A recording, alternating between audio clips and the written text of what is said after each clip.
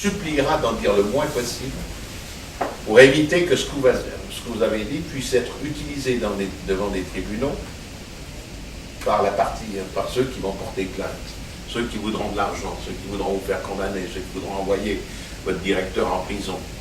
Donc le juriste, c'est l'antidote du relationniste. Et le problème, c'est que quand vous êtes en séance de direction, vous avez le juriste qui est là, vous avez le relationniste, vous avez les autres, vous avez vos patrons. Et comme toujours, c'est celui qui prêche la prudence qui a souvent des chances de gagner. Parce que le juriste dit, écoutez, attendez encore, ne parlez pas trop. Les avocats sont déjà en train de prendre note de ce que vous faites. Et ça, c'est clair que c'est très, pour les entreprises et pour les administrations, c'est la même chose pour la politique. Dans le cas particulier, ce n'est pas la concurrence ou le public, c'est l'opposition qui vous guette. Vous êtes guetté. Et on vous guette parce que souvent, ce ne sont que c'est à travers les informations que vous allez vous montrer, soit fort, soit faible. Et dans le cas particulier, on va chercher votre talon d'Achille. Donc là aussi, il vous faut avoir, quand je parlais d'anticipation, vous devez anticiper l'attitude des juristes. Et si j'étais à sa place, qu'est-ce que je ferais? Et là, il ne faut pas trop en dire. Même, c'est horrible cette histoire. Un avion russe en plein ciel a rencontré un autre avion au-dessus du territoire suisse. Tous les passagers ont été tués. L'autre avion n'était pas un avion passager. Enfin, l'avion a été détruit.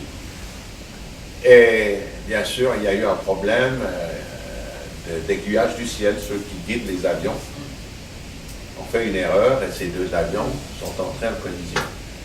Alors évidemment, il y a des familles, il y a des normes. Il y a d'abord la douleur de la mort, qui suit la mort de tous ces gens.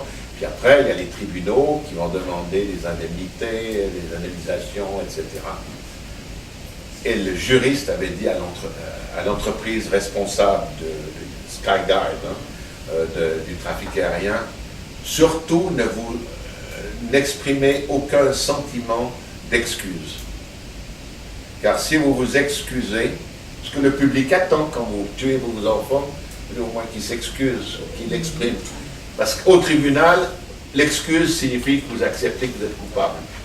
Donc, vous voyez, je vous donne cet exemple extrême. Mais comme quoi, alors quand vous êtes là, le public, lui, il attend que vous, en tant que porte-parole, que vous exprimiez de la sympathie, que vous montriez combien vous êtes désolé. Non, puis le juriste, tu parles trop, t'en dis trop. Donc, j'ai pas eu ce problème au CICR, heureusement, parce que au CICR, par définition, on ne travaille qu'avec la misère des gens, et comme il n'y a que de la misère, et que c'est pas nous qui sommes fautifs dans le cas particulier, c'est ceux qui créent ces misères, ça ne se présente pas. Mais sur le plan des entreprises, des administrations, ça peut arriver au CICR aussi, qu'on fasse une erreur. Qu'un médecin, par exemple, se trompe sur un diagnostic d'une situation sanitaire dans un camp de réfugiés, et que le fait qu'il se soit trompé retarde des mesures d'urgence à prendre pour sauver les vies, et que des gens meurent tout simplement parce que le diagnostic n'était pas le bon. Évidemment, ça peut arriver, mais ça n'a pas. Malheureusement, là, vous avez affaire à des pauvres gens, de toute façon, qui ont tout perdu et qui n'ont pas le pouvoir de vous traîner dans les tribunaux. Si vous êtes dans Somalie, ou au fond du Congo.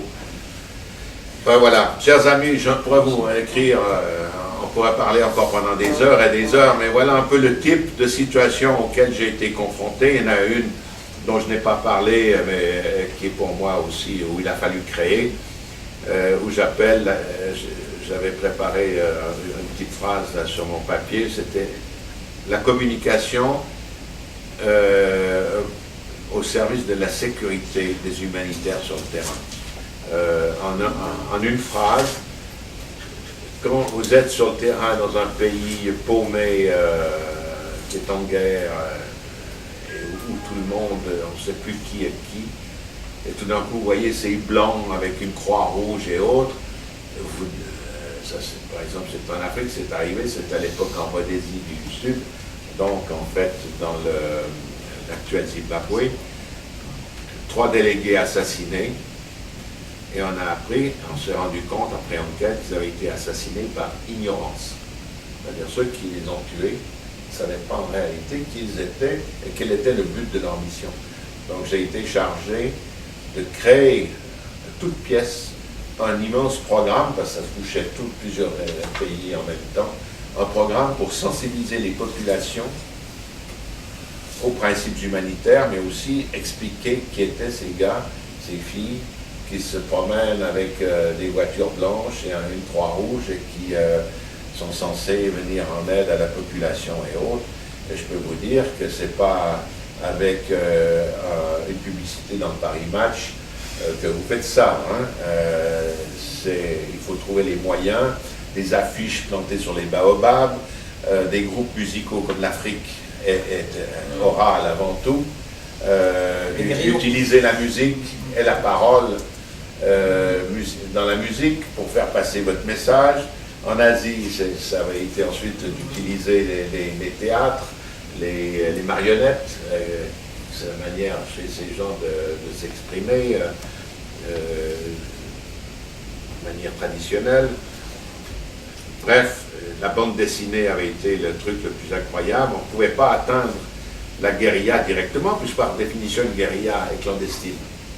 Mais il fallait leur faire passer le message. Alors, comment faire passer le message? Et on a eu des séances, des brainstorming par les enfants. Les enfants, généralement, ne sont pas visés. Et le soir, les guerrieros vont vers les enfants vont vers ces gens. Ils n'en ont pas peur, ils savent que ce pas les enfants qui vont se trahir. Et alors, on a distribué dans les écoles des centaines de milliers de bandes dessinées, mais dessinées par les gens du coin sur des histoires humanitaires concernant la réalité de ce pays. Et à la fin de la guerre, les guerrieros on a fait une enquête, très nombreux guerrieros.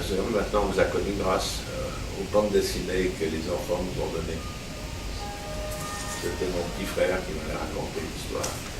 Donc vous voyez, il faut trouver des moyens de communication adaptés à la culture, à la tradition, au niveau de vie des gens. Alors ça, c'était passionnant. Et surtout, c'était d'autant plus passionnant que comme malheureusement, c'était 3 assassinats, et il y avait une énorme émotion, j'ai eu un budget, alors là, j'ai pas eu besoin de faire un grand discours en séance, pour avoir un magnifique budget, parce que je peux vous dire que faire dessiner des bandes dessinées, les tirer à des centaines de milliers d'exemplaires, en plusieurs langues locales, etc., de faire des émissions radio, ça a coûté, et là j'avais eu un bon budget. C'est vrai que aussi la communication, il faut parfois des bons budgets. Voilà. J'étais un tout petit peu, hein, comme ça j'ai sauté d'un pic à un autre pic, etc. Vous l'avez même. Mais bon, je voulais un peu vous montrer comme quoi, j'avais été privilégié hein, dans ma vie de communicateur, mais aussi combien la communication peut être variée et combien elle peut être stimulante et je dirais même,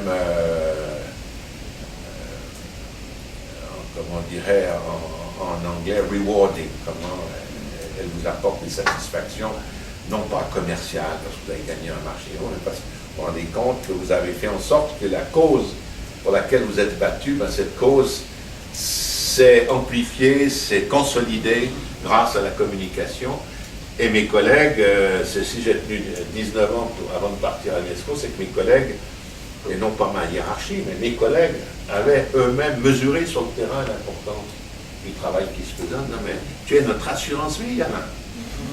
Si tu n'as pas bien fait ton boulot, on va nous tirer dessus, ils ne savent pas qui nous sommes.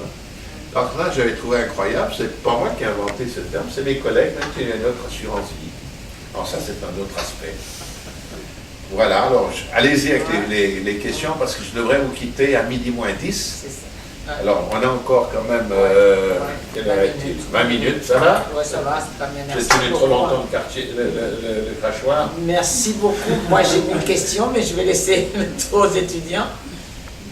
Isabelle.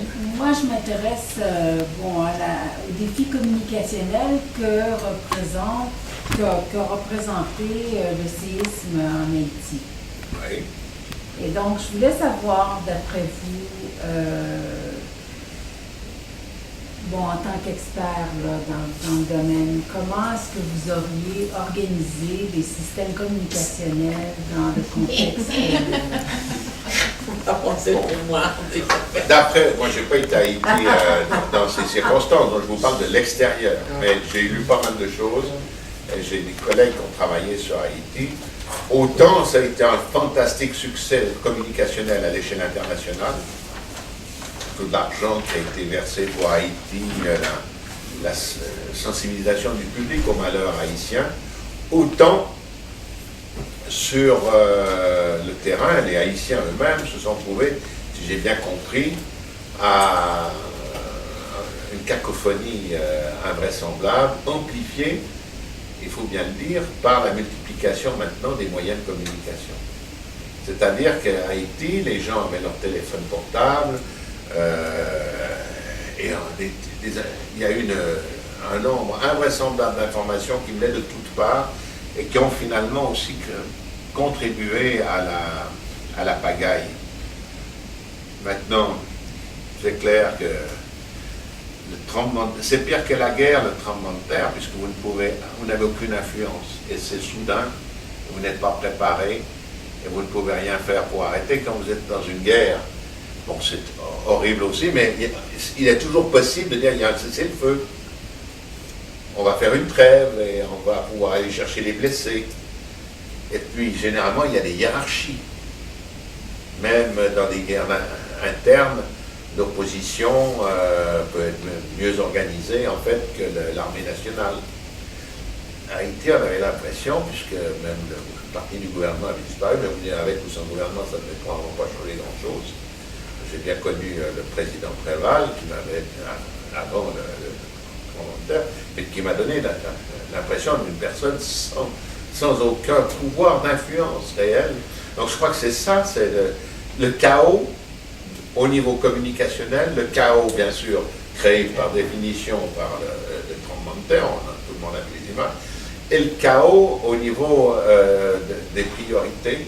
Quand on dit « Ah, c'est Clinton qui arrive », tout le monde s'est cru que c'était MacArthur et qu'il allait aligner toutes ces organisations et que tout le monde, il y aurait un grand plan, et puis pas du tout. Il est arrivé, les photos, il a embrassé quelques victimes, sa femme est venue le rejoindre à un certain moment, et aujourd'hui, qu'est-ce qu'il en reste? Donc je crois qu'il faut faire, la communication aujourd'hui peut être un élément amplificateur d'un chaos.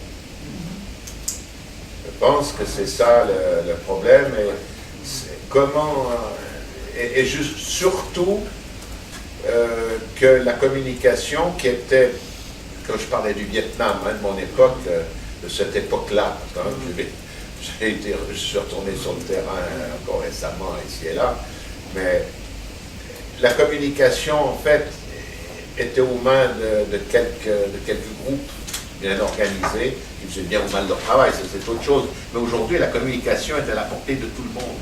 Et ceux qui veulent semer la pagaille avec la communication, même en ayant les meilleures intentions, peuvent le faire sans problème. Imaginez ici une catastrophe naturelle à Montréal, mais tout le monde est sur son téléphone portable, sur son Internet, n'importe quoi circule. Et puis en plus, le problème, c'est que dans une catastrophe comme cela, l'attitude naturelle de l'homme, au sens de l'humain, c'est de sauver sa peau à lui d'abord, et celle de sa famille. Donc les autres, c'est pas mon problème. Donc la communication est aussi au service de l'égoïsme. Chacun dit, j'ai envoyé un email, j'ai envoyé un SMS pour qu'on vienne me sortir, moi et les enfants, et puis ils ne sont pas venus. Personne n'est venu. Mais bon, il y a peut-être des dizaines de milliers de gens qui ont fait la même chose.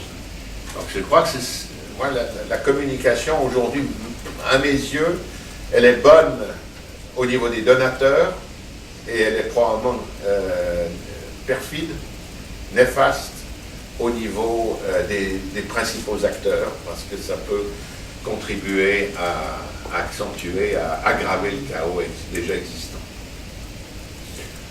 C'est un jugement, mais c'est un jugement, comme je n'ai pas d'intérêt dans l'affaire, je peux le dire.